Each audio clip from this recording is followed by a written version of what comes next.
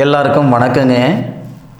இந்த பதிவில் நம்ம பார்க்கக்கூடியது வரக்கூடிய மார்கழி மாதத்தில் மேச ராசியில் பிறந்த நண்பர்களுக்கு இந்த பிரபஞ்சம் எந்த மாதிரியான மாற்றங்களை தரப்போகுதுன்றது பற்றி தானுங்க ஆதாரபூர்வமாக இந்த பதிவில் நம்ம பார்க்க போகிறோம்.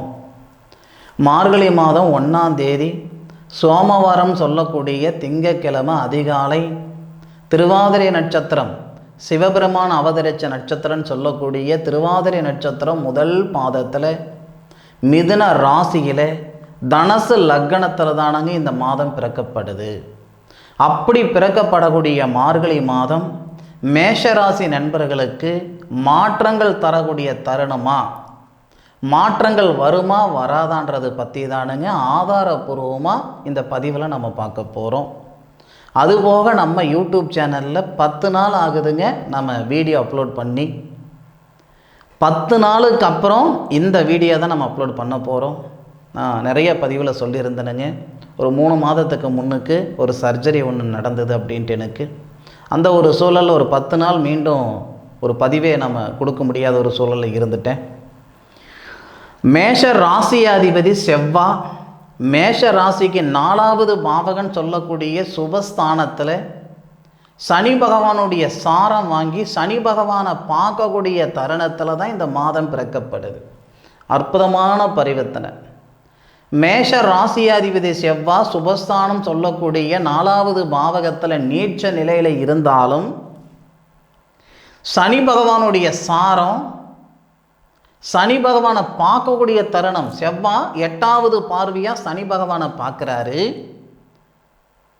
மேஷ ராசிக்கு தொழில் ஸ்தானாதிபதி 10வது பாவகத்துக்கு அதிபதி சனி பகவான், 11வது பாவகத்துக்கு அதிபதி லாபஸ்தானாதிபதியும் தொழில் ஸ்தானாதிபதியும் சனி பகவான் தானுங்க.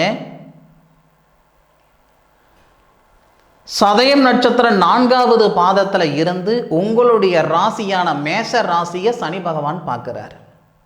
சனி பகவான் வக்ர நிவர்த்தி ஆகியிருக்கார். இந்த சூழலால் நீண்ட நாள் சங்கடம், பொருளாதார ரீதியாக பணப்பிரச்சனையும் கடன் பிரச்சனையும் கழுத்து பிடிக்கிற அளவுக்கு இருக்குதுங்க. எதை சாப்பிட்டா என் பித்தம் தெளிகின்ற அளவுக்கு இருந்துக்கிட்டு இருக்கிறேனுங்க அப்படின்னா மேஷராசியில் பிறந்த ஆணாக நீங்கள் இருந்தாலும் சரி, பெண்ணாக நீங்கள் இருந்தாலும் சரி, மார்கழி மாதம் 13ஆம் தேதியிலிருந்து 100% சரியாக போகுது. சார், மார்கழி மாதம் 13ஆம் தேதி வந்தால் 10 லட்சம் ரூபாய் கடன் இருக்குது, அந்த கடனை கட்டிவிடுவோனா? அப்படி சொல்ல முடியாதுங்க. நம்ம பிரச்சனைகள் சரியாகிறதுக்கான ஒரு பாதை கிடைச்சிரும்.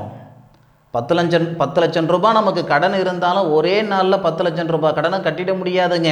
அந்த 10 லட்சம் ரூபாய் கடனை கட்டுறதுக்கான ஒரு பாதை கிடைச்சா நமக்கு போதுமானது இல்லையா? யாருமே நம்மளை ஒருத்தரை கையை பிடிச்சி கூட்டிகிட்டு போனால் நல்லா இருக்கும் அப்படின்னு ஒருத்தரும் நினைக்கிறது இல்லைங்க. நம்ம போகிற பாதை இதுதான் அப்படின்னு நமக்கு சரியான முறையில் தெரிஞ்சால் போதுமானது, நமக்கு ஒரு வழிகாட்டி இருந்தால் போதுமானது. அந்த மாதிரி தான் எல்லாருமே நினைக்கிறோம்.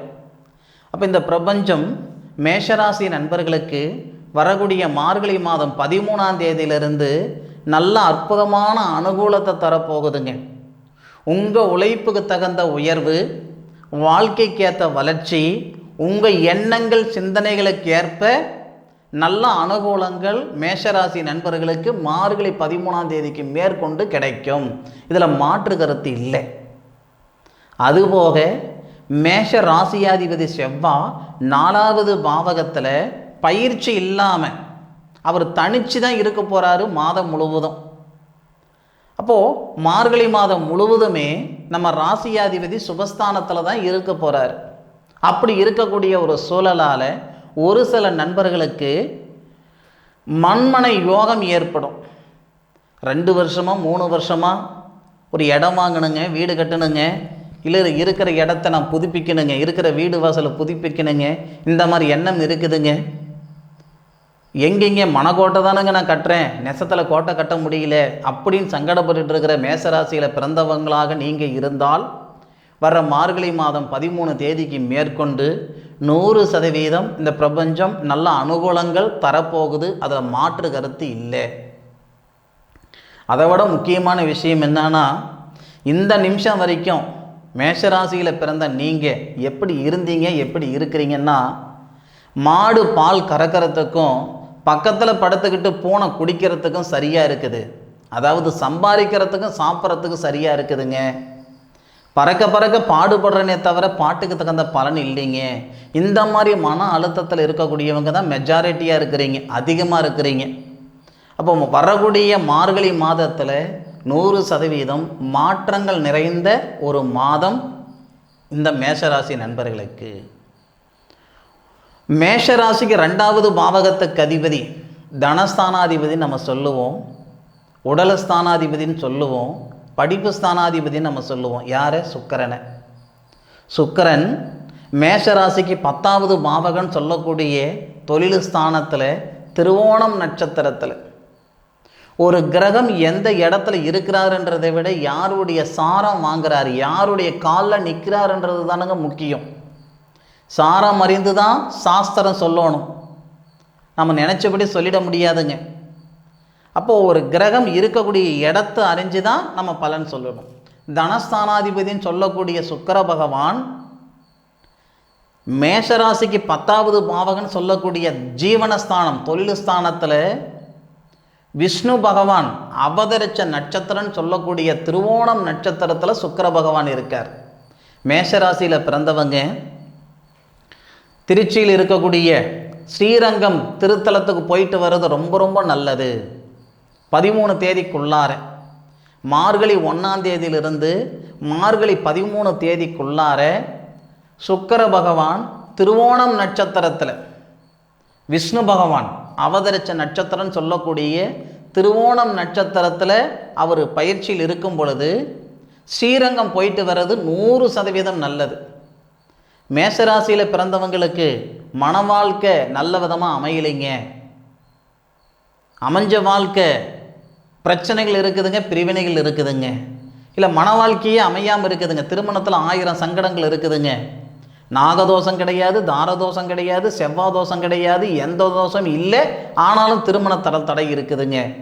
பார்க்குற பொண்ணுக்கு தானுங்க கல்யாணம் நடக்குது, என்னை பார்த்துட்டு போகிற மாப்பிள்ளைக்கு தானுங்க கல்யாணம் நடக்குது, எனக்கு நடக்கலைன்னு சங்கடப்பட்டுக்கிட்டு இருந்தால் மேஷராசியில் பிறந்தவங்க அந்த திருமண தடைகள் நீங்கிறதுக்காகவும், குடும்பத்தில் ஒற்றுமை வர்றதுக்காகவும், உடல் உபாதைகள் சரியாகிறதுக்காகவும், பொருளாதாரத்தில் இருக்கிற பிரச்சனை சரியாகிறதுக்காகவும். சார் இவ்வளவும் சரியாகுமா சார்? 2வது பாவகத்துக்கு அதிபதி தானுங்க சுக்கிரன். அந்த சுக்கிரன் தொழில் ஸ்தானத்தில் இருக்கிறார், திருவோணம் நட்சத்திரத்தில் குருவுடைய பார்வையில். அப்போ திருமண ஸ்தானாதிபதி சுக்கிரன் தானே மேசராசியில் பிறந்தவங்களுக்கு. அப்போது குரு அப்படின்றவர் மேசராசிக்கு 2வது பாவகத்தில் சுக்கிரனுடைய வீட்டில் இருந்து, அசுரகுருன்னு சொல்லக்கூடிய சுக்கிரனுடைய வீட்டில் தேவகுரு இருந்து 9வது பார்வையாக திருவோணம் நட்சத்திரத்தில் இருக்கக்கூடிய சுக்கிரனை பார்க்குறார். இதனால் 100% வரவு செலவு, உடல் உபாதைகள், குடும்பத்தில் பிரச்சனை, திருமணத்தில் சங்கடங்கள், இது எல்லாமே மார்கழி 1லிருந்து மார்கழி 13க்குள்ளார நீங்கள் ஸ்ரீரங்கம் போயிட்டு வர்றதன் மூலமாக கட்டாயம் ஒரு நல்ல அனுகூலம் கிடைக்கும். இதில் மாற்றங்கள் ஒன்றும் இருக்க, 100% போயிட்டு வாங்க. ஸ்ரீரங்கம் மட்டும் போயிட்டு வந்தால் போதுமா? நான் பகவானை வழிபட்டுட்டு வந்துட்டுனுங்க, பக்கத்தில் இருக்கக்கூடிய அதே திருத்தலத்தில் இருக்கக்கூடிய ராமானுஜம் அவருடைய சன்னிதானத்தை நீங்கள் வழிபட்டுட்டு வாங்க, இன்னும் சிறப்பாக இருக்கும். பொதுவாகவே மேஷராசியில் இருக்கக்கூடிய நண்பர்கள் திருமணத்தில் தடைகள் இருக்குது அப்படின்னா, உங்களுக்கு உகந்த திருத்தலம், மன வாழ்க்கையிலையும் பிரச்சனைகள் இருக்குதுன்னா எல்லாரும் முருகருடைய திருத்தலத்துக்கு போவாங்க. கொஞ்சம் நிதானமாக யோசனை பண்ணி பாருங்க. உங்கள் ராசிக்கு தனஸ்தானாதிபதி சுக்கிரன், திருமண ஸ்தானாதிபதி சுக்கிரன், அவருடைய அமைப்பு அந்த இடத்துக்கு போகிறது தான் நமக்கு சிறப்பாக இருக்கும். மார்கழி 1லிருந்து 13க்குள்ளார இது போயிட்டு வந்து பாருங்கள், அதன் பிறகு எனக்கு நீங்கள் சொல்லுங்கள். அதுபோக 4வது பாவகத்துக்கு அதிபதி சந்திரன் 3வது பாவகத்தில் தகிரியஸ்தானத்தில் இருக்கிறார். மேஷராசியில் பிறந்தவங்க ஒரு வேலை செய்யணும்னா செஞ்சு கொடுத்தானுங்க, மறு வேலை பார்ப்பீங்க, யோசனை பண்ண மாட்டீங்க. ஆனால் கடந்த ஒரு 2-2.5 வருஷத்துலேருந்து கிணத்துல போட்ட கல் மாதிரி ஒரே இடத்துல தான் இருக்கிற மாதிரி இருக்குது. உங்களுக்கான நேரம் வரப்போகுதுங்க மார்கழி மாதத்தில், மார்கழி மாதம் 13 தேதிக்கு மேற்கொண்டு. ஏன்னா தகிரியஸ்தானாதிபதினு சொல்லக்கூடிய புதன் 20ஆம் தேதி உங்களுடைய ராசிக்கு 9வது பாவகத்தில் சூரிய பகவானோட சேர்ந்து புதனாதித்ய யோகமாக வரப்போகிறார். அண்ணன் தம்பிகளுக்குள்ளே இருக்க கருத்து வேறுபாடாக இருக்கட்டும், கூட பிறந்த பிறப்பு அக்கா தங்கைக்குள்ளே இருக்கக்கூடிய கருத்து வேறுபாடுகளாக இருக்கட்டும், இல்லை சொந்த மந்தத்துக்குள்ளே இருக்கக்கூடிய கருத்து வேறுபாடுகளாக இருக்கட்டும், குடும்பத்துக்குள்ளே இருக்கிற கருத்து வேறுபாடுகளாக இருக்கட்டும், விலகிறதுக்கான வாய்ப்புகள்.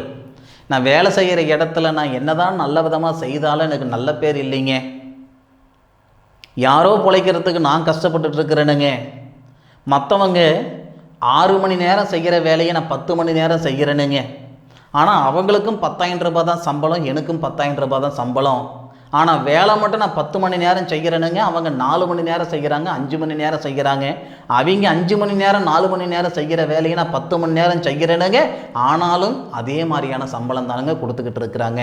இந்த மன அழுத்தத்தில் இருந்தால் இந்த மார்கழி மாதத்தில் கட்டாய மாற்றம் வரும். ஒன்று, அதே நிறுவனத்தில் உங்களுக்கு பதவி உயர்வு வரும். இல்லையா அதை தூக்கி போட்டுவிட்டு வேறு பக்கம் வந்துடுவீங்க, வேறு வேலைக்கு போயிடுவீங்க. நான் முதலையே சொல்லிவிட்டேனுங்க, 100% மேஷ ராசியில் பிறந்த உங்களுக்கு இந்த பிரபஞ்சம் தொழில் ரீதியாக நல்ல அனுகூலம் தரக்கூடிய ஒரு தருணமாக வர்றது இந்த மார்கழி மாதம். அது போதாதுன்ட்டு 5வது பாவகத்துக்கு அதிபதியும் 6வது பாவகத்துக்கு அதிபதியும் ஒன்று சேர்ந்து உங்களுடைய ராசிக்கு 9வது பாவகன் சொல்லக்கூடிய குரு பகவானுடைய ஆதிக்கத்தில் வர்றதும் சிறப்பு. நாள்பட்ட வியாதி, சார் தலைவலி இருக்குது சார், உடம்பு வலி இருக்குது சார், காலு வலி இருக்குது சார், முட்டி வலி இருக்குது சார், எல்லாம் செக் பண்ணி பார்த்தாலும் எந்த தொந்தரவு இல்லைன்ற மாதிரி மருத்துவர்கள் சொல்கிறாங்க, ஆனாலும் என் தொந்தரவு உடம்பில் இருக்கிற தொந்தரவு சரியாகலைன்னா மார்கழி மாதம் 20ஆம் தேதியிலிருந்து மார்கழி மாதம் 29 மாதம் முடியறதுக்குள்ளார உடல் உபாதைகள் சரியாகிறதுக்கான தருணமாக வரப்போகுதுங்க. போகாத இடத்துக்கு போனன்னு பேர் வந்துருச்சிங்க, செய்யாத தப்புக்கு செஞ்சன்னு பேர் வந்துருச்சிங்க. ஒரு நேரத்தில் இருக்கிற நிம்மதி சந்தோஷம் நெசமாக சொல்கிறேனுங்க, மறு நேரத்தில் இல்லைங்க. இந்த நேரத்தில் நான் எதை சாப்பிட்டா என் பித்தம் தெளிகின்ற அளவுக்கு நான் இருந்துக்கிட்டு இருக்கிறேனுங்கன்னு சங்கடப்பட்டுக்கிட்டு இருந்தால் மார்கழி 20ஆம் தேதிக்கு மேற்கொண்டு நிச்சயம் நல்ல அனுகூலம் தரப்போகுது இந்த பிரபஞ்சம்.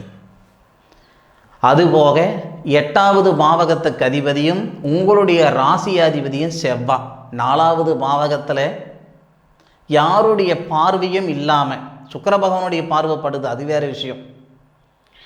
தனிச்சு இருக்கக்கூடிய செவ்வாய் நிச்சயமாக உங்களுக்கு மண்மனை யோகத்தை ஏற்படுத்தும். அதுபோக தொழில் ஸ்தானத்தில் மாற்றங்கள் கொடுக்கக்கூடிய தருணமாக வரும்.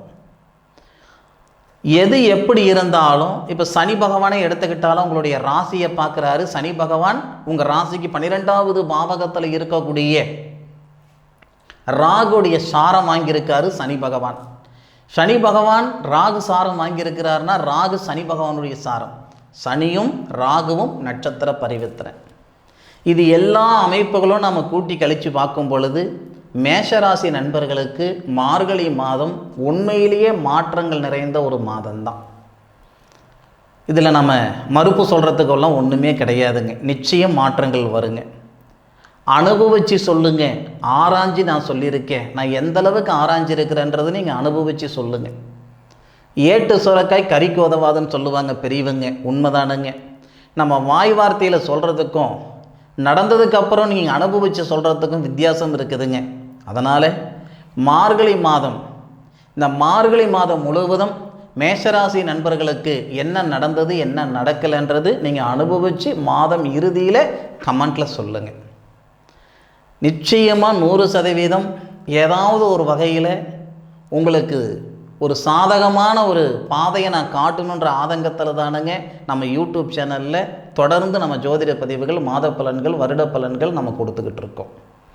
ஒரு சில தருணத்தில் உடல்நிலை சரியில்லாத காரணத்தால் தான் ஒரு வாரம் 10 நாள் நம்ம வீடியோ போடாமல் இருப்பேனே தவிர வேறு ஒன்றும் காரணம் இல்லைங்க. நிச்சயம் மேஷராசி நண்பர்களுக்கு வரக்கூடிய மார்கழி மாதம் அற்புதமான மாதம்.